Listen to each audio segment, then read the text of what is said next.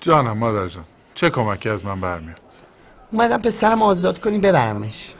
پسر شما پرونده قطور داره، به این راحتی ها آزاد نمیشه. خب پروندهشو ببندین ببرمش. واخه نمیشه که، پروندهش خیلی سنگینه مادر جان. چجوری این پرونده؟ منم هستم این برش، من میگم اون برش شما ببندینش ببرمش دیگه.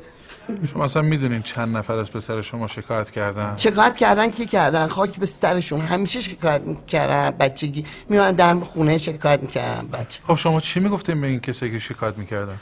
ما چیزی بهشون نمیگفتیم، اصلا باشون حرف نمیزدیم، فوشیشون میدادیم، در میبستیم، یه موقعی هم آب جوش میریختیم رویشون با سنگ میزدیمشون.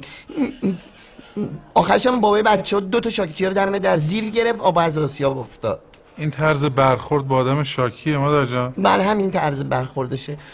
گفتن دیوونن به ما دیگه، دم در خونمونم نیومد.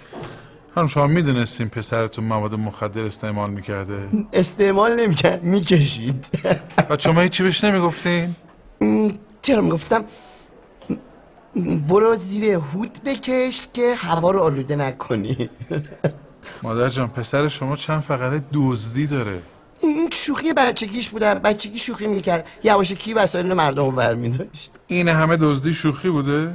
حالا دیگه شوخی بوده. اگه میفهمیدن که میومدن وسایلشون میگرفتن، اگه هم نمیفهمیدن دندشون نرم خواستن حواسشون باشه. بعد شما چه کار میکردین؟ میرشستم به شوخی پسرم میخندیدم. خانم پسر شما چند مورد ضرب و جرح هم داره. بچه‌ن خب زد و خورد میکنن. خانم زد و خورد نه، چند نفر رو زده لت و پار کرده تو این دعواها. خب چاقوه میبره.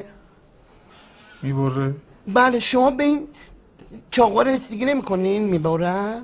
خب بعد بریده زده چند نفر رو کشته، چند فقره قتل داره تو پروندهش. مرگ دست خداست، پسر من وسیله است آقا. مادر جون بفهمی من نمیتونم کاری انجام بدم. منم جای مادرت، تو هم جای پسرم، من مادرم. خب خواهش میکنم به من بگین چی میشه؟ چی پاره جونم چی میشه؟ ها چش. شما آروم باشین. ها اول از همه دادگاهش برگزار میشه. پخش تلویزیونی هم داره؟ فکر نکنم. عکسش تو روزنامه میندازن؟ احتمالا. آخ جون پسرم. بعد دیگه حکمش میاد، شاید چند سال بره زندان. زندانش کجاست؟ اگه میشه بگیم بالای شهر بندازن زندان نویم، کلاس داره. چشم.